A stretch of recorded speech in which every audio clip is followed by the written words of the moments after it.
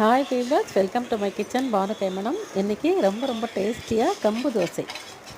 இதுக்கு எவ்வளவு அரிசி, எவ்வளவு கம்பு, உளுந்து எவ்வளோ போடணும், எவ்வளோ மணி நேரம் கம்பு ஊற வைக்கணும், எல்லாமே ஃபுல்லாக நம்ம டீட்டெயில் வீடியோவில் சொல்லியிருக்கேன். நம்ம பானுகைமணம் சேனலில் இன்றைக்கி அப்லோட் பண்ண போகிறோம்.